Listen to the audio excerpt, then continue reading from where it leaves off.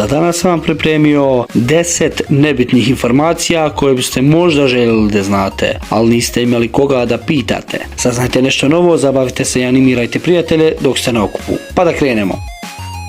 Pukovnik ludi Jack Churchill je zapravo bio samo britanski vojnik koji je ubio neprijatelja sa lukom i strijelom.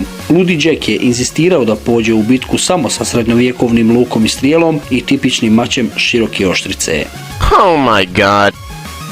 Ranger iz parka u Sjedinjenim Američkim Državama Roy Sullivan je držao rekord kao čovjek koji je najviše puta udario grom i iste udare je preživio. Čak 7 puta u periodu između 1922. i 1977. preminuo je uslijed samoranjavanja puškom 1983. Najduži muzički performans u istoriji trenutno se održava u crkvi Svetog Barkardija u Halberstadtu u Njemačkoj. Izvođenje orgulje što je sporije moguće. Od Johna Cagea. Počeo je 5. septembra 2001. i trebalo bi da se završi 2640. Posljednji put nota je odsvirana 2020. godine. Na granici Sjedinjenih Američkih Država i Kanade nalazi se opera, a pozornica opere pripada jednoj zemlji, dok polovina publike pripada drugoj. Maleni parazit, toksoplazma gondii, se razmnožava seksualnim putem samo u crijevima mačaka. U vezi sa ovim, pošto inficira pacove, mijenja njihovo ponašanje tako da se oni manje boje mačaka.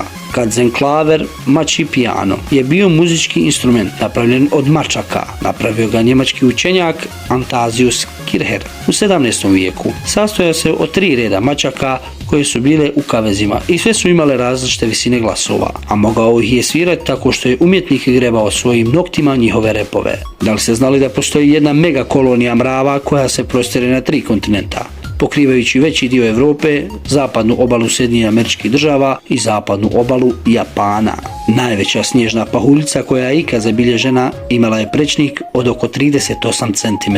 Epidemijski smijeh koji je trajao skoro godinu dana se javio u Tanzaniji 1962. godine. Nekoliko hiljada ljudi je bilo pogođeno ovim u nekoliko sela. Škole su se zatvarale. Nije bilo nimalo zabavno. Ostali simptomi su podrazumijevali plać, padanje u nesvijest, osipe i bolove.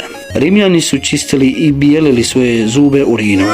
Očigledno je to i efikasno, ali ipak vas molim, nemojte to pokušavati. U ljudskom tijelu ima oko 97.000 km krvnih sudova. Ako bismo ih izvadili i obuhvatili krajeve, mogli bismo da obiđemo sa njima svijet i to više od 2 puta. Ali ozbiljan sam.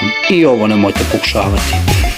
I to bi bilo to. Hvala vam što ste izdvojili vrijeme za video. Nadam se da vam se sviđa moj sadržaj. Svakako ostavite dole komentar i predložite mi novu temu. Ostavite također like u znak podrške i subscribe se na kanal. Do sljedećeg videa. Pozdrav!